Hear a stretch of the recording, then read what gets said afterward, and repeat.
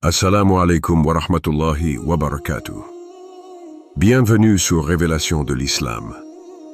Dans cette vidéo, nous allons ensemble explorer des enseignements précieux de l'Islam qui, Inch'Allah, renforceront votre foi et apporteront de la lumière dans votre vie.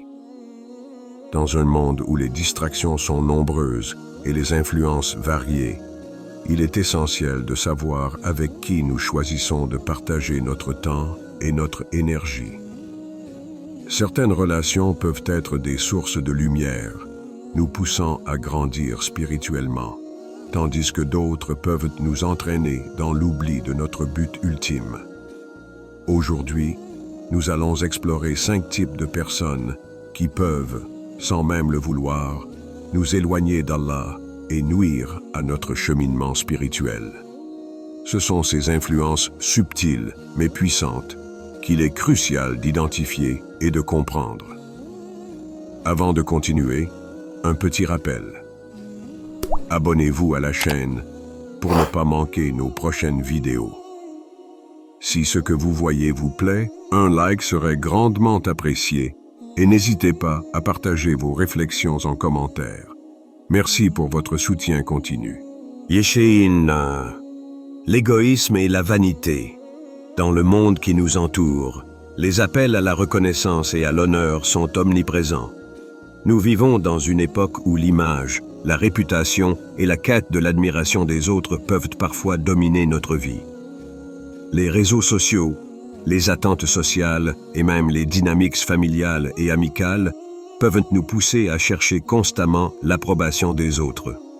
Dans ce contexte, il est primordial de comprendre la vraie nature de l'humilité selon l'islam et pourquoi il est essentiel d'éloigner ceux qui alimentent notre ego. L'islam n'est pas seulement une religion de rituels et de prières. C'est un guide complet pour vivre une vie qui fait honneur à Allah et qui reflète ses enseignements à chaque moment de notre existence. Et parmi les vertus les plus cruciales que nous devons cultiver, l'humilité occupe une place centrale. Le Coran nous enseigne que l'humilité est la véritable grandeur et que rechercher l'honneur pour soi-même est un piège de l'ego. Dans le verset suivant, Allah nous rappelle la gravité de l'arrogance et de la vanité. Ne détourne pas ton visage des gens avec arrogance et ne foule pas la terre avec insolence. Allah n'aime pas tout homme orgueilleux et vaniteux. Coran 31-18. Ce verset nous parle directement de notre comportement envers les autres et de la façon dont nous devons agir dans notre quotidien. Il est facile de succomber à la tentation de paraître supérieur, de vouloir impressionner les autres ou de chercher une reconnaissance qui flatte notre ego. Pourtant, l'islam nous enseigne que l'honneur véritable ne réside pas dans ce que nous possédons ou dans l'admiration que les autres nous accordent, mais dans notre humilité et notre soumission totale à Allah. Réflexion spirituelle. Lorsque nous nous entourons de personnes qui nourrissent notre ego, nous tombons dans un piège dangereux. Ces relations basées sur l'apparence et l'orgueil ne nous mènent nulle part de spirituellement significatif. La question que nous devons nous poser est la suivante. Est-ce que ces gens me poussent à rechercher la reconnaissance des autres, ou est-ce qu'ils m'encouragent à rechercher la satisfaction d'Allah dans mes actions? Il est crucial de se rappeler que la vie est un test et que chaque action doit être guidée par une intention pure, non pour l'apparence, mais pour plaire à notre Créateur. Le prophète Muhammad, paix soit sur lui, a souvent souligné l'importance de l'humilité dans nos vies et il nous a mis en garde contre la vanité. Il a dit « Quiconque cherche l'humilité pour Allah, Allah l'élèvera ». Cela signifie que l'humilité, loin de nous rabaisser, nous élève véritablement aux yeux d'Allah. Il y a une beauté divine dans le fait de se reconnaître humble, non par faiblesse, mais par la volonté de suivre le chemin d'Allah. L'humilité ne consiste pas à se rabaisser devant les autres, mais à se positionner dans la juste reconnaissance de notre propre faiblesse devant Allah, le Tout-Puissant. C'est ce geste d'humilité authentique qui nous attire la miséricorde d'Allah. Histoire inspirante. Un jour, un homme vint voir le prophète Muhammad, paix soit sur lui, et lui demanda de prier pour qu'il soit honoré dans la société, pour qu'il devienne respecté par les gens. Le prophète lui répondit avec une grande sagesse. Celui qui cherche l'honneur pour lui-même, Allah lui en ôtera la vraie grandeur. Mais celui qui cherche l'humilité dans son cœur pour Allah, Allah l'élèvera. Cette parole est d'une profondeur incroyable. Elle montre que ceux qui recherchent l'honneur par les moyens mondains finiront par perdre ce qui est réellement précieux, c'est-à-dire la véritable grandeur aux yeux d'Allah. En revanche, ceux qui font preuve d'humilité, qui agissent dans la sincérité pour Allah, recevront de lui une élévation que rien ni personne ne pourra leur ôter. Ce genre d'humilité est une forme de grandeur spirituelle qui transcende les honneurs mondains. C'est un honneur pur, basé sur la pureté du cœur. Question pour réfléchir. Lorsque je cherche à accomplir quelque chose, est-ce que c'est pour plaire aux autres ou pour plaire à Allah? Suis-je entouré de personnes qui me rappellent constamment de rester humble? Ou suis-je influencé par ceux qui cherchent à nourrir mon ego? Le piège de la vanité est insidieux, mais l'islam nous offre la voie pour nous en protéger. Cherchez l'humilité pour Allah et non pour l'admiration des autres. C'est un chemin qui nous mène à la paix intérieure, à la satisfaction d'Allah et à une véritable élévation spirituelle. Cette section a pour but de nous ouvrir les yeux sur la manière dont les influences extérieures peuvent affecter notre cœur et de nous rappeler qu'il est essentiel de nourrir une humble relation avec Allah, non un ego fragile qui cherche la reconnaissance des autres. Dites dans la section de commentaires, Allah est grand. 2. Les personnes qui cherchent à contrôler votre cœur. Dans la quête de la vérité et de la lumière divine, chaque croyant fait face à une multitude d'influences extérieures. Parmi ces influences, il existe des personnes qui, sous des apparences innocentes ou même affectueuses, tentent de manipuler nos sentiments et notre loyauté, en nous éloignant progressivement de notre foi. Ces personnes peuvent sembler être des amis, des membres de la famille ou même des collègues proches.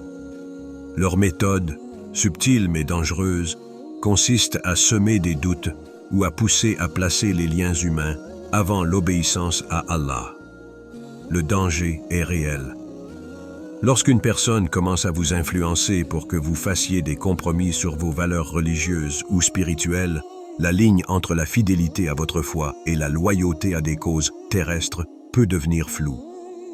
Ces influences se cachent souvent derrière des formes d'amour ou de camaraderie, mais leur véritable objectif est de vous détourner de ce qui devrait être votre priorité absolue, Allah. Le Coran nous met en garde contre cela avec des paroles fortes et claires. Il n'est pas convenable pour un croyant, ni pour une croyante, lorsqu'Allah et son messager ont décidé d'une affaire, d'avoir encore un choix dans leur décision. Et quiconque désobéit à Allah et à son messager s'est égaré dans un égarement manifeste. Coran 33-36. Ce verset nous montre clairement que notre loyauté et nos choix doivent être gouvernés par la volonté d'Allah et par ce que ses enseignements nous indiquent. Chaque décision que nous prenons dans la vie, aussi petite soit-elle, doit être influencée par notre foi et non par les désirs ou les attentes des autres. Si nous cédons à la pression de ceux qui tentent de contrôler nos choix, nous risquons de perdre notre chemin. L'amour pour Allah avant tout. L'une des choses les plus puissantes que l'islam nous enseigne est que notre amour pour Allah doit surpasser tout autre amour. L'amour pour Allah est pur et inaltérable, tandis que les amitiés ou relations humaines sont éphémères et souvent influencées par des intérêts mondains. Le prophète Mohammed, paix soit sur lui, a enseigné à ses compagnons que l'amour pour Allah et son messager doit être la priorité dans la vie de chaque musulman. Les relations humaines ne peuvent être nourries que si elles sont basées sur cette priorité fondamentale. La tentation des compromis.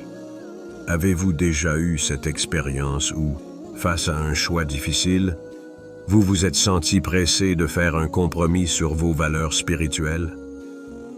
Peut-être que quelqu'un dans votre entourage vous a demandé de faire quelque chose qui va à l'encontre de ce que vous savez être juste, mais sous prétexte de maintenir une relation ou d'éviter un conflit. C'est là que réside la subtilité de l'illusion. L'islam nous enseigne que tout acte, toute pensée et toute relation doivent être guidés par une loyauté absolue à Allah et non par la peur de décevoir les autres ou d'être rejetés. Question réfléchie. Pensez à vos relations actuelles. Avez-vous des amis ou des membres de la famille qui vous poussent, même de manière indirecte, à faire des compromis sur vos convictions religieuses? Peut-être que vous êtes encouragé à négliger vos prières ou à vous engager dans des pratiques contraires à votre foi, sous prétexte de devoir respecter une tradition ou d'éviter un conflit. La question est: jusqu'où êtes-vous prêt à aller pour maintenir une relation avec ces personnes et à quel prix spirituel? Les relations qui vous éloignent de vos priorités spirituelles doivent être réévaluées.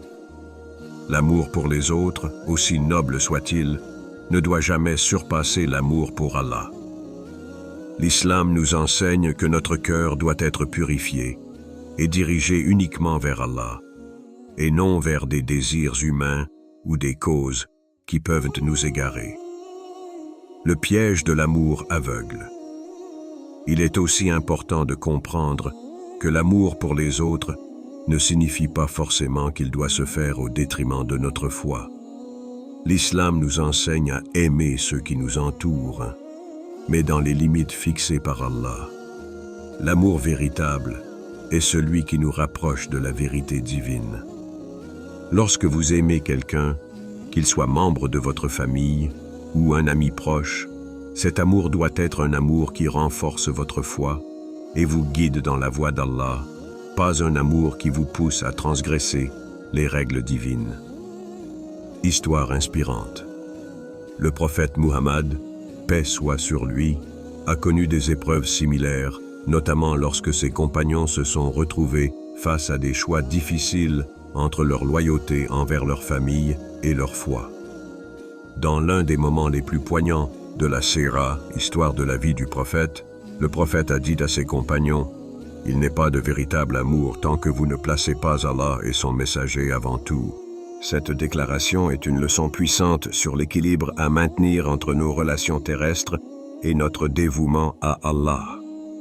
Les influences subtiles peuvent parfois nous tromper, mais nous devons rester vigilants. Ne laissez pas des relations qui semblent sincères vous détourner de ce qui est le plus important. La voie droite, celle qui mène vers Allah. 3. Les influences négatives. La société moderne, avec toutes ses distractions et tentations, peut facilement devenir un terrain fertile pour les influences négatives. Ces influences, souvent subtiles mais puissantes, viennent de personnes qui ne cherchent pas à vous élever, mais à vous entraîner dans des comportements qui vous éloignent du droit chemin. Ces relations toxiques, comme des semences d'égarement, peuvent s'infiltrer dans votre vie et, sans même que vous vous en rendiez compte, commencer à semer le doute dans votre cœur, vous incitant à remettre en question vos convictions spirituelles et à transgresser les limites divines. Le Coran, dans sa sagesse infinie, met en garde contre ce type d'influence. Allah nous dit: « Ne vous entrez pas en compagnie des transgresseurs, car vous ne feriez que vous corrompre et vous éloigner de la voie d'Allah. » Coran 9:24. Ce verset est une mise en garde claire. Les mauvaises compagnies peuvent corrompre non seulement vos actions, mais aussi vos pensées et votre cœur. Ceux qui vous poussent à adopter des comportements qui vont à l'encontre des enseignements d'Allah ne sont pas de bons compagnons. Leur influence peut sembler anodine au début, mais à long terme, elle vous éloigne de la lumière divine et vous plonge dans les ténèbres du doute et du péché. La transgression des limites fixées par Allah n'est pas toujours évidente. Parfois, elle se présente sous des formes que nous jugeons inoffensives, mais qui, si elles sont répétées, finissent par affecter notre âme. Ces petites failles dans notre foi peuvent progressivement devenir des fissures profondes, rendant difficile le retour à la voie droite. Les mauvaises compagnies, en encourageant des actions qui vont à l'encontre des principes de l'islam, deviennent comme des poisons invisibles qui rongent lentement notre pureté spirituelle. Les signes de l'influence négative. La première étape pour se protéger de ces influences est de reconnaître les signes avant-coureurs. Si vous constatez que certaines relations dans votre vie vous poussent à faire des choix que vous savez être contraires à vos croyances, alors il est grand temps de réévaluer ces relations. Par exemple, si certaines personnes vous encouragent à vous éloigner des prières ou à négliger vos obligations religieuses sous des prétextes de plaisir ou de commodité, ce sont des signaux d'alarme. L'islam nous enseigne que notre foi doit être notre priorité, et tout ce qui nous en éloigne est une tentation qui doit être évitée. L'influence négative peut aussi se manifester par des propos qui encouragent la jalousie, la colère ou l'envie. Si vos conversations tournent toujours autour de la critique des autres, de la recherche de défauts ou de la propagation de rumeurs, ces influences ne sont pas seulement inutiles, elles sont dangereuses pour votre âme.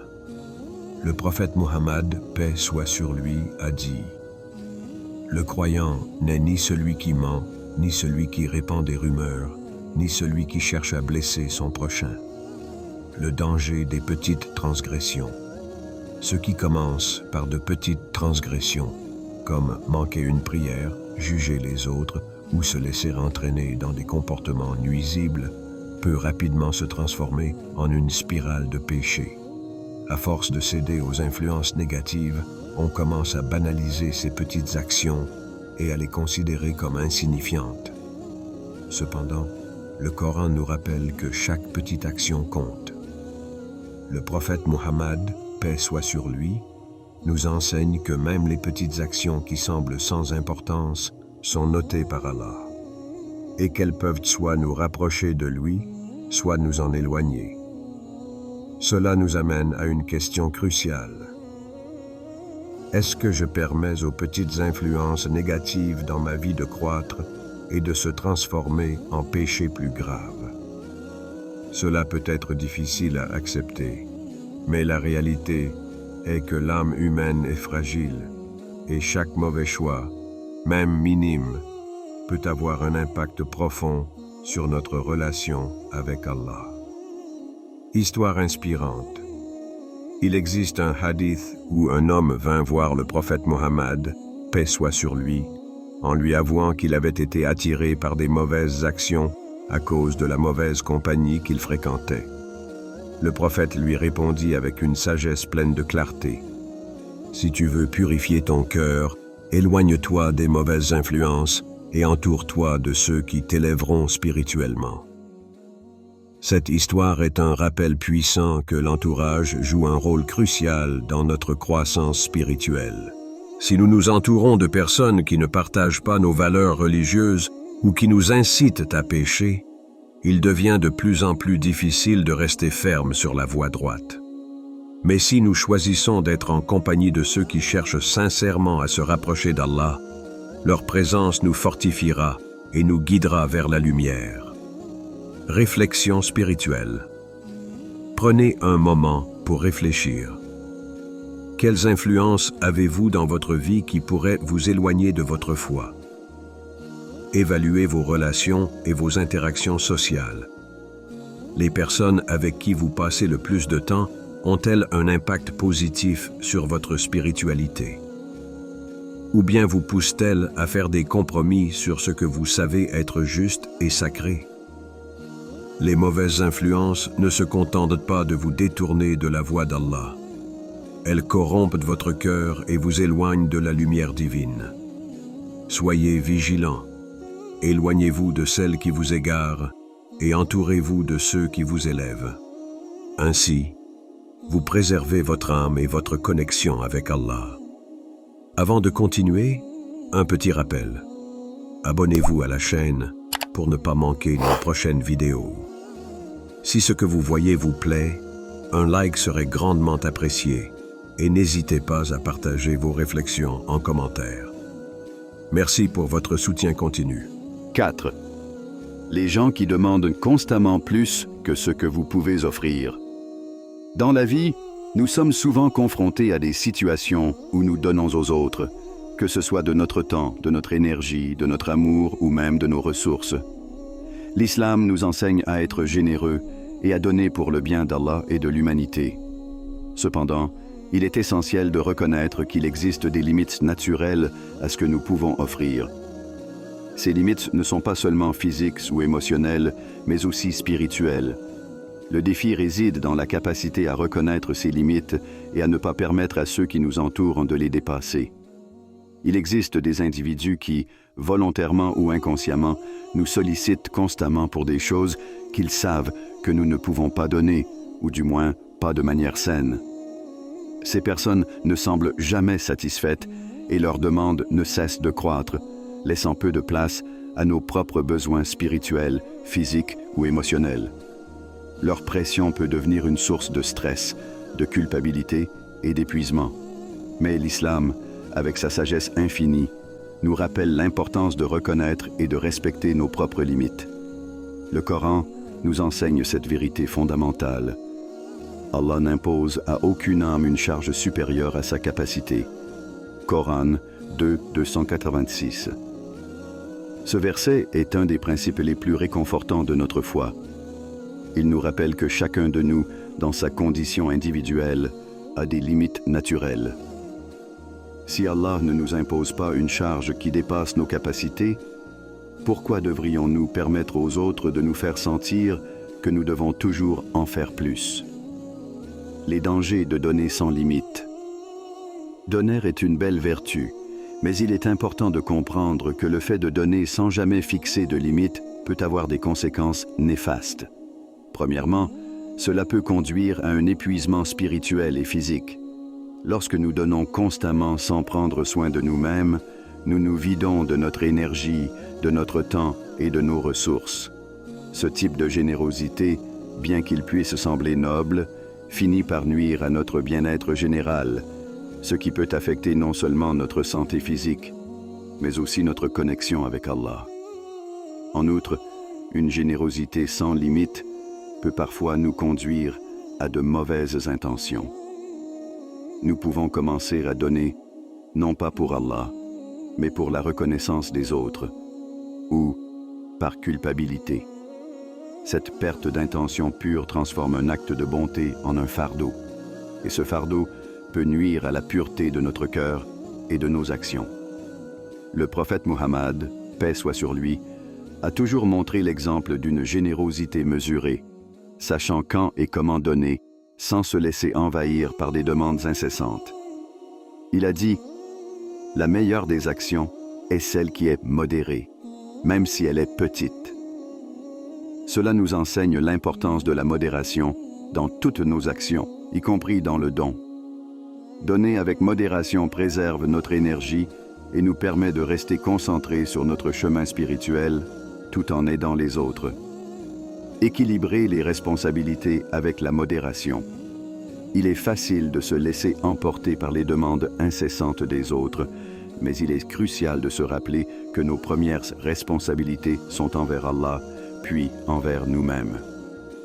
Si nous nous épuisons en donnant aux autres, nous risquons de négliger notre propre santé et notre spiritualité. C'est un équilibre délicat, mais essentiel. Le prophète Muhammad, paix soit sur lui, nous a enseigné que l'on ne peut aider les autres efficacement que si nous sommes nous-mêmes en bonne santé, à la fois spirituellement et physiquement. Une personne épuisée, qui se sacrifie constamment, ne peut être efficace dans son service à Allah et aux autres. Par conséquent, il est vital de connaître ses propres limites et de ne jamais se laisser entraîner dans un cycle où l'on donne au détriment de notre bien-être. Question inspirante. Parfois, nous donnons trop, pensant que c'est un acte de bonté. Mais jusqu'où pouvons-nous donner avant que cela n'affecte notre bien-être spirituel et physique? Êtes-vous constamment sollicité sans pouvoir respirer? Ces questions nous forcent à réfléchir sur notre propre vie. Est-ce que nous permettons aux autres de dépasser nos limites? Comment pouvons-nous donner généreusement tout en préservant notre énergie et notre connexion à Allah? Les signes d'une sollicitation excessive.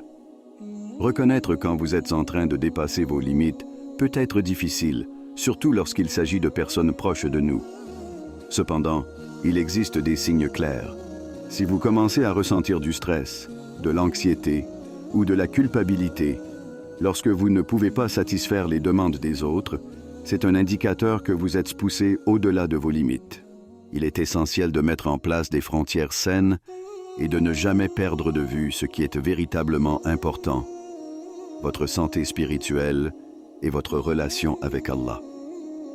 Histoire inspirante.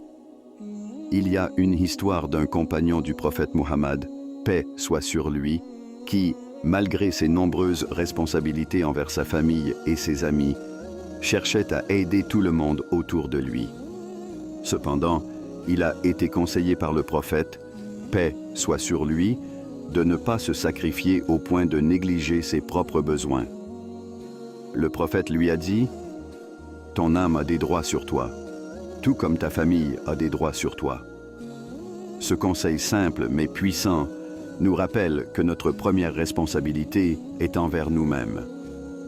Il ne s'agit pas de donner sans compter, mais de donner de manière équilibrée, en prenant soin de ce que nous avons reçu d'Allah, afin de pouvoir continuer à servir les autres avec un cœur pur et fort.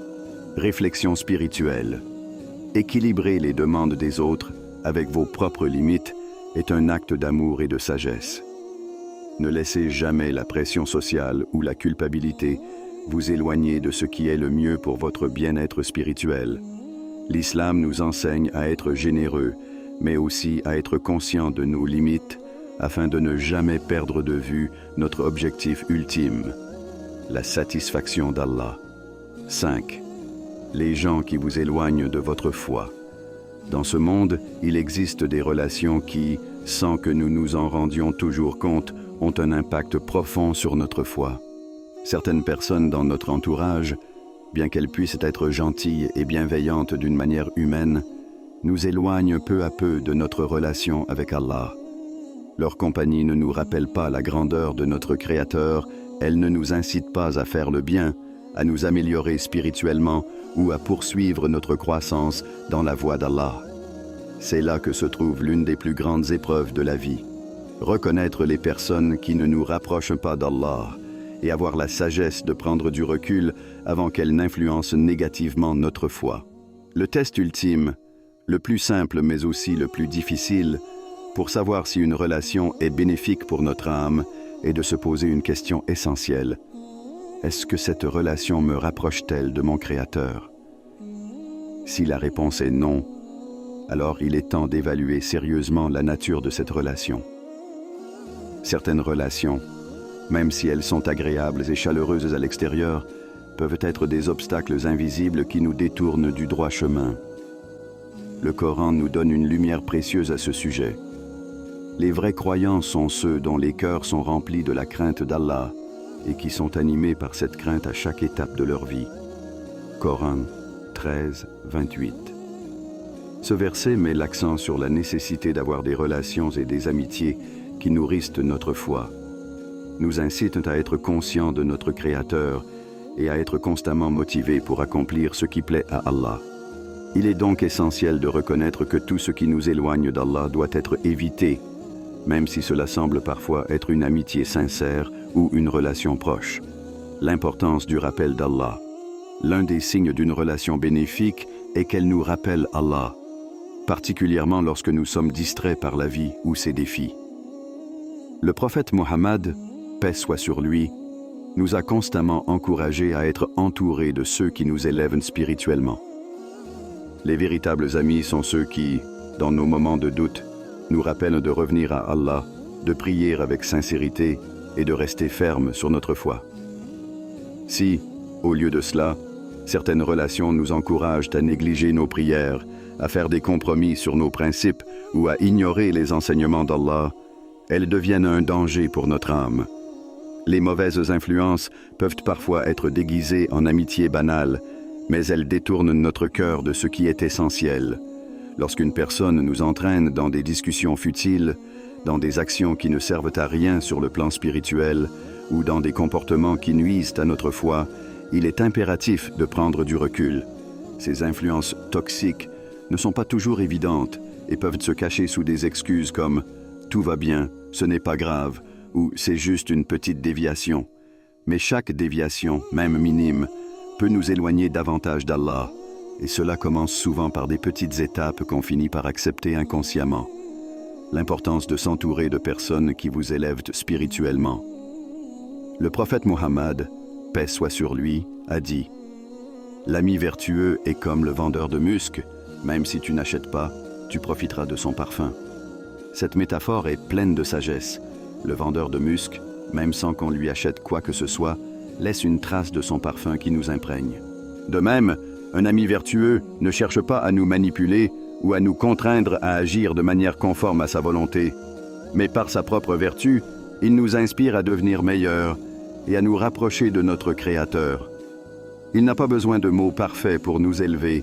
Sa présence, son exemple et son comportement suffisent à nous rappeler le chemin droit. C'est cette vertu qui fait toute la différence. L'entourage que nous choisissons doit être celui qui nous soutient dans nos moments de faiblesse spirituelle, qui nous incite à faire le bien, à augmenter notre dévotion et à nous améliorer en tant qu'êtres humains. Si, au contraire, une relation nous tire vers le bas et nous éloigne de ses objectifs, il est temps de réévaluer cette relation.